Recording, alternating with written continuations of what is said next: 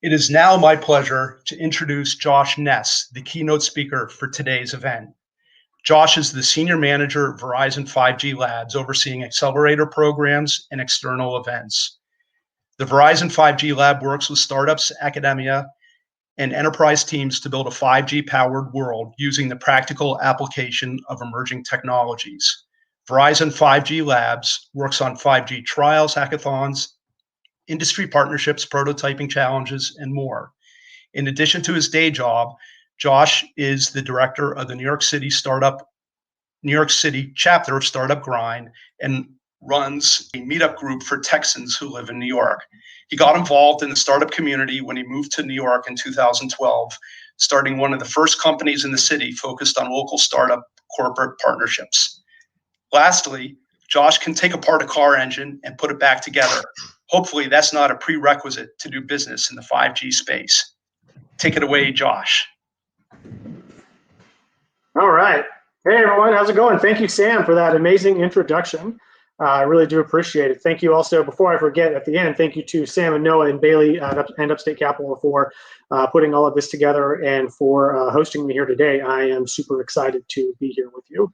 I had an opportunity to sit down with a few of the CEOs from some of the amazing startups that are here in the space and attending the event today and part of the programming, and got really inspired by some of the work that they're doing and listening to some of their successes and their challenges, and seeing how we can all work together to move the industry forward. So I wanted to talk a little bit today about what 5G and connectivity's role is in bringing about this fourth industrial revolution, and some of the work that we're doing to move that forward, and how we see the development of technology accelerating, and how we see everyone having a role to play. So I have a few slides that I'll roll through here, but ultimately it's about a vision for how this industry 4.0 is going to come about, and what we can all do to get there. I think it initially is important to understand where we've been. So there's a lot of talk about 5G here, whether you're watching March Madness, whether you're watching football in the Super Bowl, everyone's talking about 5G, but no one really bothers to explain what it is and how we got here. This is a pretty succinct and accurate measure of how we did it. 1G was phone calls with that Zach Morris brick phone there. If you know why it's called a Zach Morris phone, then good, that sure holds up. Texting was 2G, but there's no marketing messaging telling you that we are now in 2G or we are now in 3G, or even that we are now in 4G. The idea of a killer app in 4G was that it would bring about like streaming video. And when before 4G came about, we had already had the iPhone for several years. We had already had the introduction to smartphones, but the most innovative application that we had on our phones was this right here. It was Words with Friends. It was the ability to play Scrabble with anybody around the world. And that was after about 3 years of innovating on the smartphone platform, using the capabilities of that third generation network. This is where it got us. And it wasn't until 4G came about in 2010 that we really started to see changes in how the devices themselves, at least on the consumer side, were offering up new experiences. And we saw that through things like gaming and audio and video. And that brings us to where we are today, which is that we can have a variety of devices performing a variety of functions. And it seems like it's all handled seamlessly behind the scenes, and it is. That in itself is a pretty great innovation. If we were to see ourselves 10 years ago and tell ourselves this is where we were going to be, it might be hard to believe that you could do something like spin up a virtual machine in the cloud using just your phone in the time it takes you to listen to this keynote. That's some progress right there. And so it begs the question, where are we going to go next? And that's a question that I try to answer at 5G Labs at Verizon. Our job pretty bluntly is to predict the future. is to understand what the technology can do, where it's going to go, and what it's going to impact. And so I get a lot of questions about 5G. Is it just faster? The answer is no, it's not just faster. It's a whole reimagining of the network itself. And this is a good way to think about it. Here, even though no one really downloads movies to their phone anymore, the level of speed and the level of improvement is leaps and bounds beyond where we have been, and it continues to grow and it continues to advance. There's a lot of talk about what are the flavors of 5G. On the left there, you have what mostly is considered our nationwide coverage for the industry. It runs on the same airwaves as 4G does.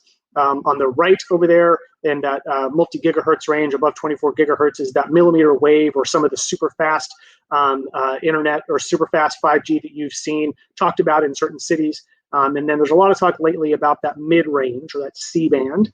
There was just an auction that was done where the industry acquired a bunch of new spectrum.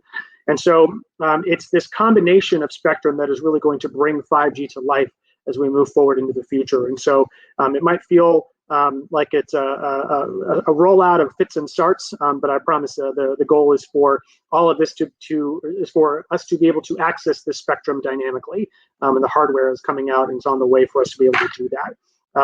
There's always a lot of questions about what does it mean as far as infrastructure goes. Like I said, it is an entire reimagining of the network, both from the airwaves all the way down into the fiber and all of those components on the backbone of the networks themselves. And so whereas 4G used a lot of those big giant macro cells, 5G will use those same macro cells, but it will supplement them with some smaller cells in dense areas to make sure that there is that coverage of that millimeter wave and of those faster airwaves. And so this is this starts to get us into what can 5G do and how is it going to actually bring about changes in the industry. This is a really good indicator here of the capabilities of 5G. In some circles, we call them currencies. And you can see how 5G really is going to use these currencies and use these capabilities to impact a variety of applications, everything from autonomous driving and real-time face recognition to some of my favorites there on the left, which I think are going to impact those of us here today, which is IoT sensors and connected wearables. And I think that as we move forward towards the edgeification, and I'll talk about what I mean by that here in a second, and the IoT-ification of everything, it's going to have a huge impact on the way that we see industry. It's also going to have a huge impact on the way that we as users interact with the technology. Right now, we have this idea of a smartphone, and right now we're pretty much married to that smartphone. If you leave the house and you forget your wallet, you might go back, but you probably won't. But if you forget your cell phone, you are certainly going back to get that thing because that's how we live our lives. And so I certainly think that the components of the smartphone are going to end up being deconstructed, and we'll start to see connected wearables of different sorts, creating an ecosystem of connectivity around us that provides some of the same value and increasing value as our smartphones do. And so 5G itself, and this is all just laying some groundwork, 5G itself comes in a couple of different abilities. One is something you might have heard about, which is this fixed wireless access, or this idea that we can beam 5G into homes and buildings. It's a technology that is meant to go places where cable either can't or where it is cost prohibitive for cable and fiber to be dug. When you think about the need for much greater broadband inside structures like homes and businesses, sometimes the options are limited, and digging new cable or laying down new fiber can sometimes be disadvantageous, and the economies of scale just aren't there. And so something like fixed wireless access can solve that problem. And it allows for immediate scaling of 5G and of very high broadband to be beamed into those structures at scale and pretty cheaply. So it is a very interesting technology that we're continuing to explore as an industry, and it can tend to solve this problem right here. Since in this pandemic, I'm sure that a lot of us have been in this situation where there's multiple folks at home who are all trying to access high-speed connectivity using a variety of devices, and sometimes it can end up bringing the whole network down to a crawl. and 5G home or that fixed wireless access can solve some of those problems in the future. And we're really trying to make sure that is available to people who need it. And then finally, you have this 5G mobile, the idea that 5G can come down to your user devices, consumer devices, and this is all on the consumer side. We'll be talking about industry here in a second.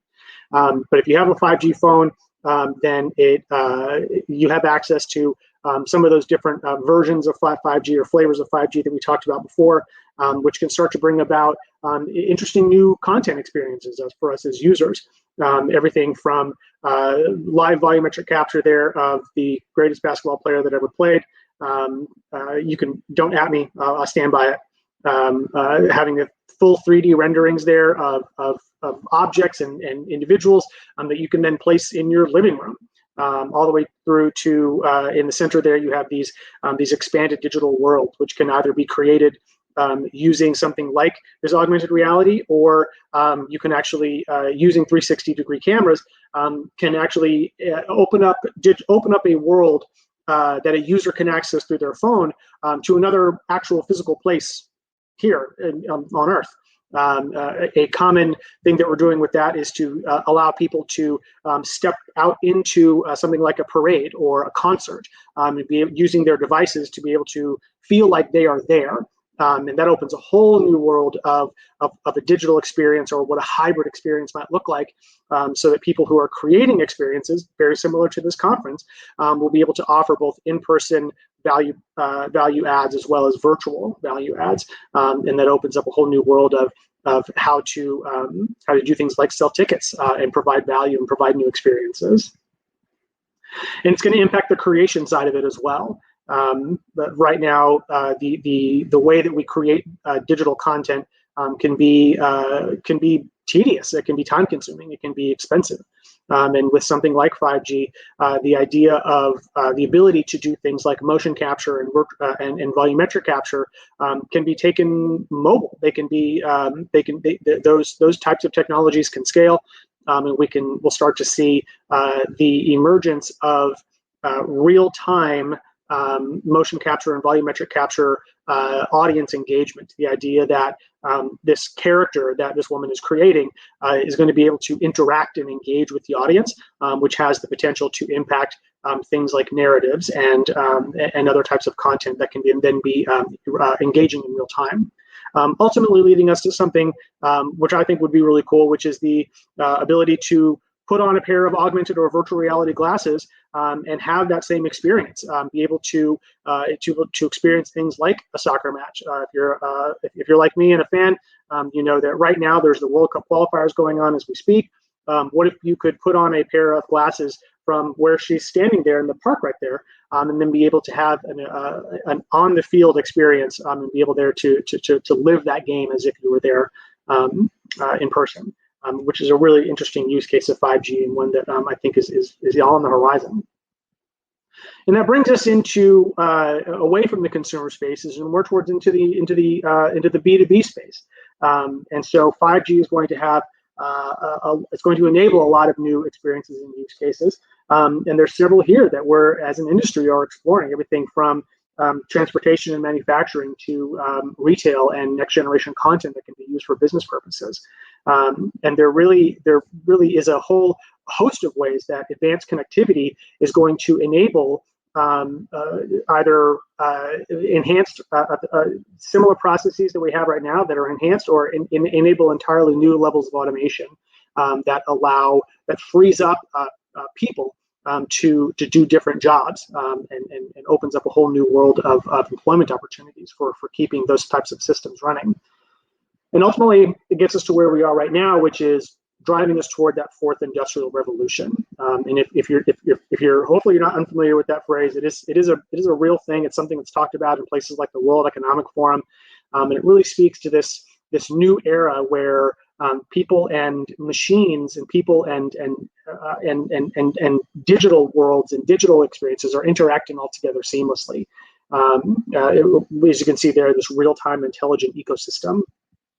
And I really am excited because I think this gets us to a place where it's going to it's going to change the way that we think about almost all of those industries that I mentioned before. We know that 5G is going to have lots and lots of impacts.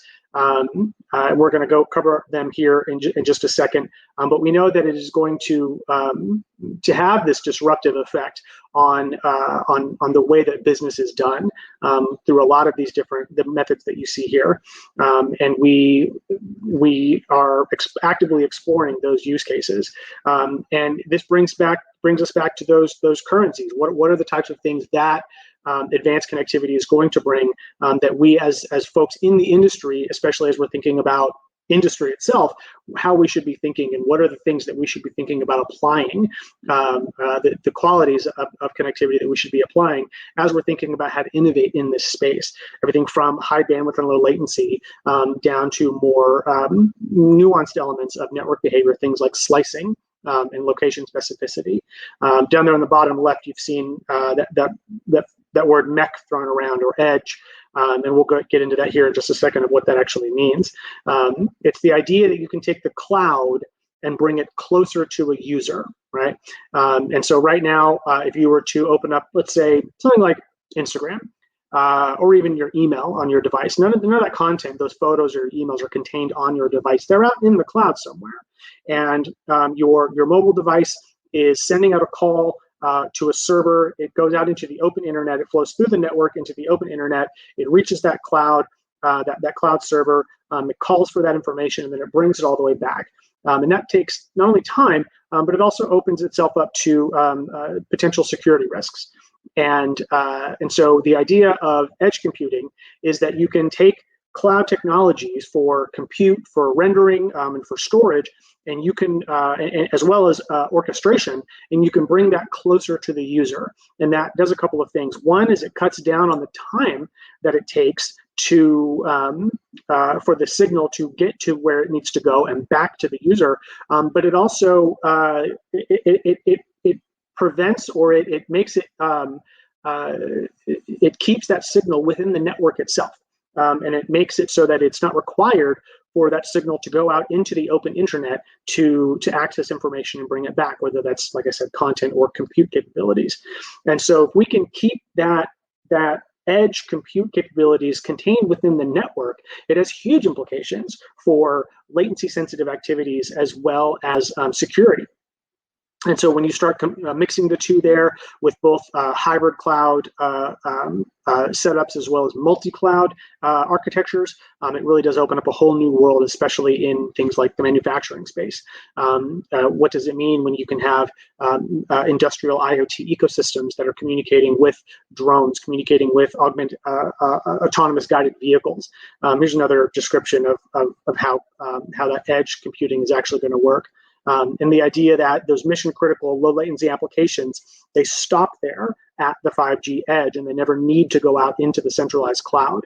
And I think we're going to start seeing that in industry very soon. And we're already starting to deploy those as an industry. We're already starting to deploy those into customer centers and seeing how they behave and finding new ways of device orchestration.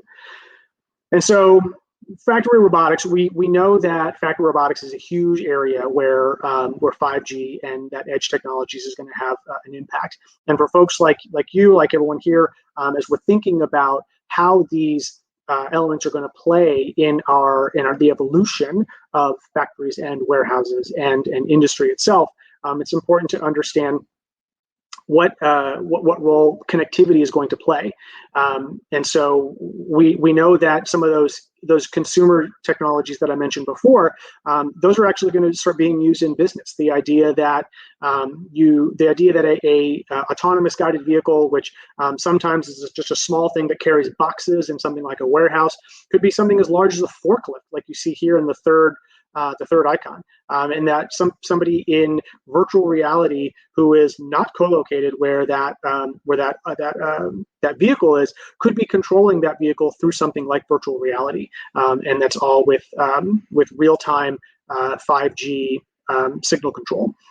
as well as the ability for a drone right there to be able to behave dynamically, tracking things like static and dynamic objects around it, and being able to move not necessarily just across a fixed pattern, which is the way that autonomous drones are now, but that it can actually use the capabilities of things like 5G and edge computing and computer vision to process data around it in real time, and then using AI be able to make decisions about where to go and what to do in order to accomplish its task.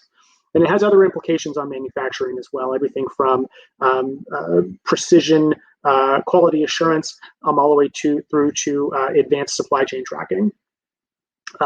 The idea that we can really test the limits of what IoT is, and test the limits of what it is even defined as, is something that I think is going to be very exciting as we move towards Industry 4.0. And so here's just an example of what a factory of the future might actually end up looking like, and how 5G and edge can get us there.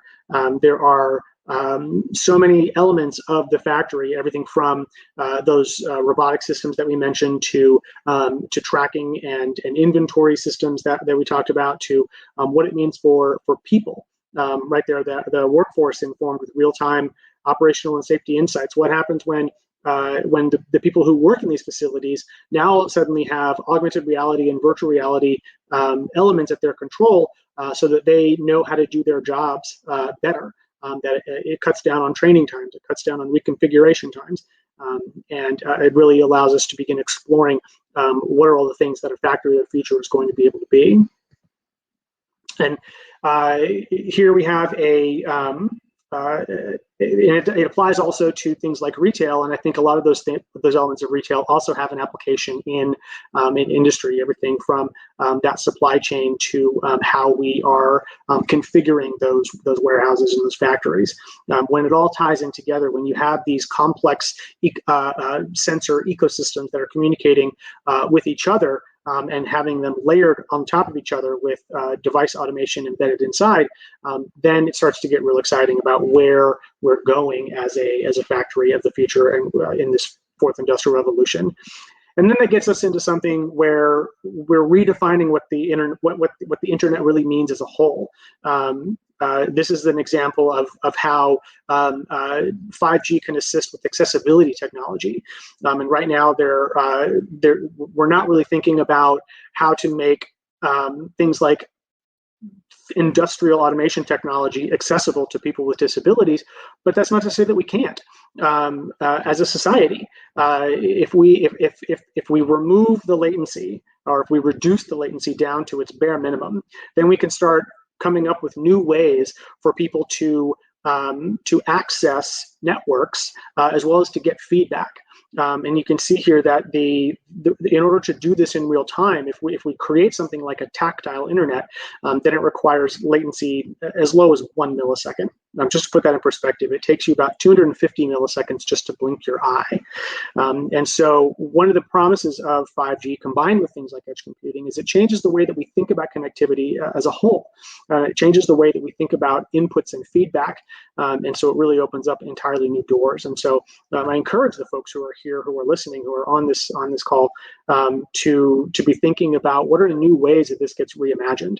I talked about it earlier today with some of the CEOs of some of those startups. And as we're building new solutions, we do it with an eye toward what is necessary right now, whether we're trying to provide value to customers or whether we are seeking investment.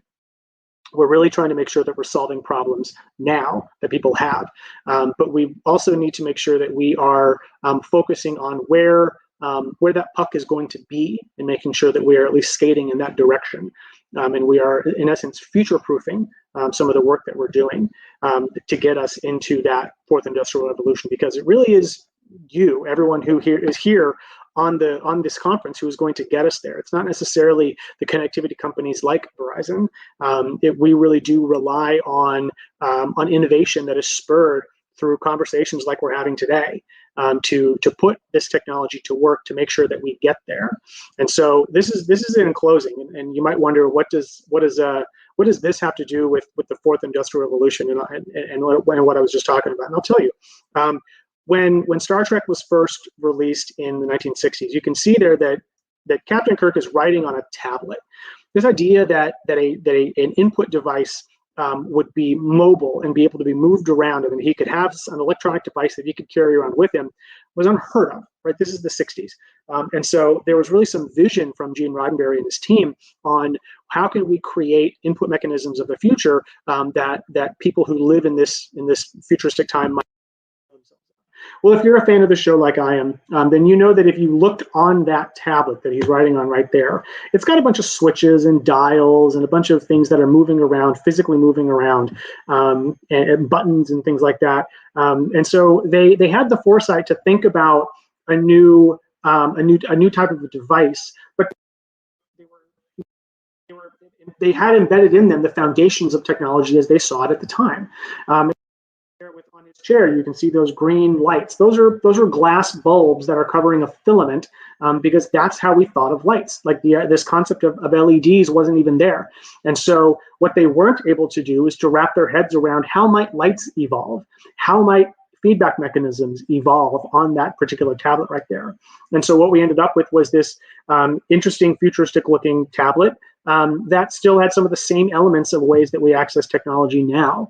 And so I encourage you to not only be thinking about where the industry is going as a whole and how you can create new methods of solving problems, but also be thinking about how these other smaller elements of the technology will continue to evolve and change.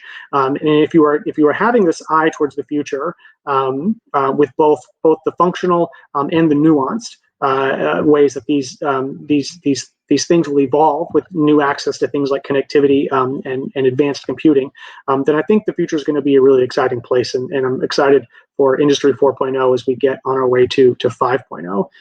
And so that's it. Thank you so much for having me here. I know that you like me, feel like you don't want to wait for the future. We want to go ahead and build it instead. And so I'm happy that, or hope I was able to provide some inspiration and some ideas on how we can all get there together. And I'm really excited to see what we come up with. Well, that was terrific. Thank you, Josh.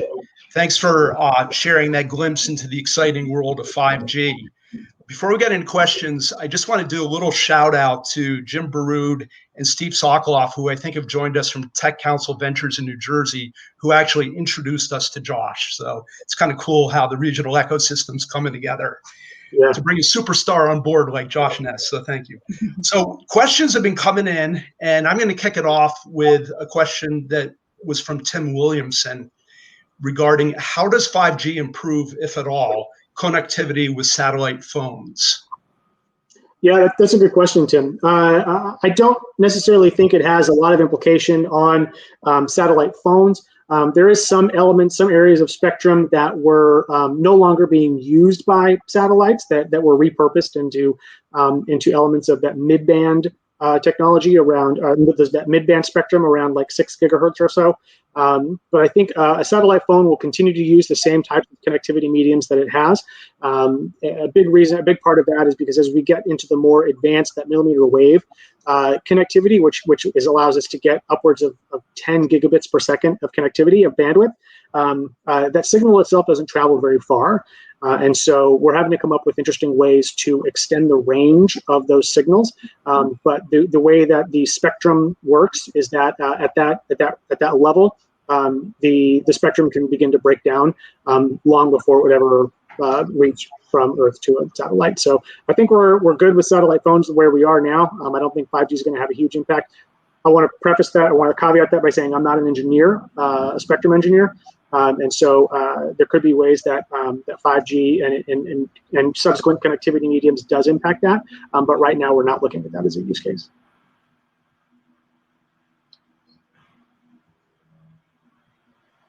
Great. Judy, I know that you do some work with universities. Did you want to ask a question here? Yes, I'd like to. How can university systems working on 5G contribute or benefit from the work that Verizon is doing? Yeah, Judy, thank you for asking that. So there's a couple of ways that we work with universities. One is with students directly a lot of the time. We ask them to work on things like capstone projects, semester-long research projects, and in some cases, if they're near either a commercial location where 5G is available, or if they're near our labs. So we have labs all over the country, as well as in London. Then we can offer some access to new concept development. And access for connectivity for them to test out those ideas. There are a couple of universities that we've started to install 5G networks to assist with some of their researchers.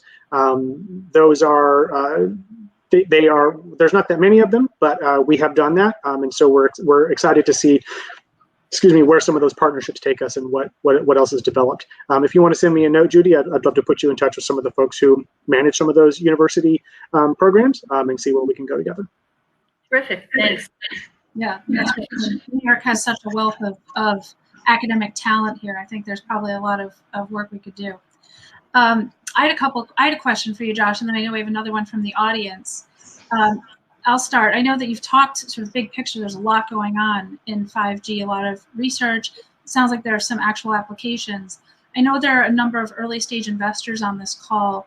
And from the early stage investor perspective, I wonder, are early stage investors who are looking 3 to 5 years out, are they too late to the game, or are there some interesting opportunities? And what sort of advice would you give to early stage investors trying to develop a thesis around 5G? Yeah. That's something that we don't necessarily talk a lot about. Is what does it mean to be late to the game, and who arrived at the game on time? That's a great question. As an early stage investor, I think there's so much opportunity, and I'll give you an example. I mentioned how the iPhone was available for 3 years before 4G came onto the scene, and it was only after that we really started to see this explosion of consumer applications and services that gave us what we are right now. If you remember, and as an investor, hopefully you do, that around 2010, Facebook's stock price was tanking. And a big reason was because so many users were moving to mobile, but the investment community didn't think that Facebook was going to have a monetization play in mobile. And it wasn't until that the network capability allowed them to start streaming video and creating those experiences for their mobile customers that Facebook stock rebounded, and they became one of the tech giants that they are today. And so what that tells you is that when the iPhone was first released, there was an imbalance. There was a supercomputer that could fit in your pocket that honestly was overkill for what the capabilities were at the time for the network. And it wasn't until the network rose to meet that new device with 4G that we really started to see this increase in value creation from all of these tech companies that we respect today, that are many times are going public and are in the news every day. And so right now what we're seeing is kind of the opposite. We're seeing that 5G is here. It's being deployed, and in some of those millimeter wave, in the cities where there's millimeter wave, people are often looking for use cases. Well, a reason that you're not late to the game is because hardware is going to continue to evolve. And so it won't be until we start getting new types of hardware that can take advantage of some of these capabilities with 5G and edge computing that we're really going to start seeing this explosion. And so what I encourage you to do if you're an early stage investor is start keeping tabs on what new types of hardware are becoming available that are going to be used by users. Right now, the smartphone market the consumer market for smartphones is fairly saturated. There's not a ton of innovation going on there, but we are going to begin seeing more innovation. I think it was just today I saw something that I think it was Apple was working on a new VR headset that weighs less than an apple. And so it's as we get to both for consumers and for businesses, as new hardware begins to be available, as well as new orchestration platforms that allow these IoT systems to communicate internally and with each other, that's where we're going to see a lot of value. So no, I don't think you're late to the game. I think you're right on time, but you need to be paying attention to those future states. What are the companies that are enabling other types of hardware to exist on these platforms and on these user planes? Things that take advantage of edge computing or that could take advantage of edge computing. It's those types of companies where you're going to want to keep an eye on them. And then as investors, there's a play to be made there, I believe. Awesome. Thank you for that. we've got some great other questions coming in, so I want to give some airtime to them. First up, Aaron Velasquez asked, does 5G allow meshing of IoT devices or mobile devices? Yeah, Aaron, that's a great question. It will, as we're starting to, as these, and I've mentioned it before, this idea of orchestration, as orchestration and interoperability become more of a thing, then we're going to see the ability for these devices to really become systems, and really to become ecosystems. And so, depending on where you're going with that. It will allow a lot of these devices to communicate together. For instance, if you have a personal ecosystem of devices as they connect into the network themselves, because right now your smartwatch or your earbuds, any of your peripherals, they connect into your phone as a hub device because that's where the compute takes place.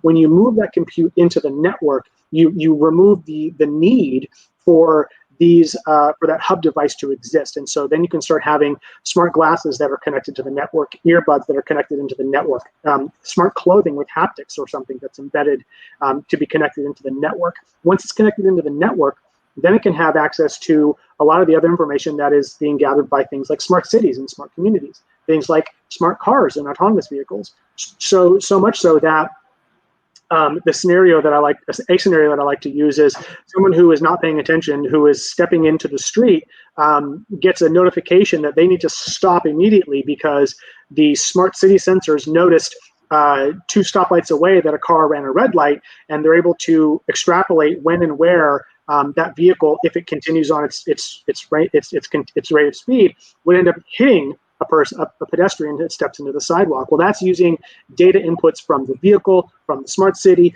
data inputs from the user for that precise location targeting, and then it's using artificial intelligence systems embedded in things like edge compute capabilities that are offering information to that user when and where they need it the most. And so, yes, all of these devices, there is the capability for them to mesh together and to create those ecosystems. And I think it's a really exciting time if it's deployed properly. Very good. Next up, Steve Melito asked a question. Josh, what do you see as the biggest obstacle to manufacturing's adoption of 5G? Yeah, Steve, I like where you're going with that. You're thinking about where are the roadblocks at, and how can we get around them right away. I think initially the obstacle is going to be use cases. The obstacle of installing 5G, let's say we go out there and we install something like a private network, we install some private edge compute, we create a hybrid structure. The question then is, how can a factory reconfigure its systems to actually begin taking advantage of that? And so what are the technologies that are going to ride on that? What are the technologies that are going to live on that connectivity and compute layer that are then going to provide new value to the factory that they can then scale and use to either save money or increase revenue. And so I think right now it's a matter of thinking creative. I think it's a question for some of the startups that are here today, and some that we talked to earlier. It's about creating new applications and services that live on the network and that live on that layer that can then provide value in. Because if a factory doesn't see, because deploying 5G and MEC we can do now. That's not an issue. It's where's the value going to be created is the question. And so once we begin seeing a critical mass of solutions becoming available, then I think we're going to start seeing factory and manufacturing environments start asking for and demanding some of those capabilities. Okay, great, Josh. I think we're here going to end up with one more question that came in from Simon Mijolovic. Simon, I hope I pronounced your name right. This is a little bit of a long question. How do small businesses engage with Verizon on security innovation to address cures to systematic bad coding practices in code consumption, to transform 5G computing out of the security theater, which leads to exploits we see every day? In case of Verizon, pardon me, I'm reading on the screen here. So security innovation, yep, to address cures to systematic bad coding. Yeah. So Verizon, and I don't want to speak for the company, but Verizon is a leader in cybersecurity. We have a threat analysis report that comes out every year, and we take it very seriously. We've run public tests using quantum key distribution in zero trust environments in order to enhance the security of communications. We're fundamentally reimagining the way that we approach security within the network, and so small businesses engaging with us on security innovation, I'd say send me a note, and I'll see if I can plug you in with the right people. You'll forgive me, I don't have the answer to that exact question, but I know that we're moving forward, and we're trying to move the industry forward as well when it comes to that. So I like how you're thinking. I like how you're thinking about it collaboratively. But yeah, send me a note, and let's see what we can do. Okay. I think that's a wrap. So thank you, Josh. That was terrific. Thank you. This was so much fun. Thank you, Sam, for making this happen. Again, like you said, thank you to James who put us together. Thank you, Noah and team, for making this such a fun experience. Great. Thanks again.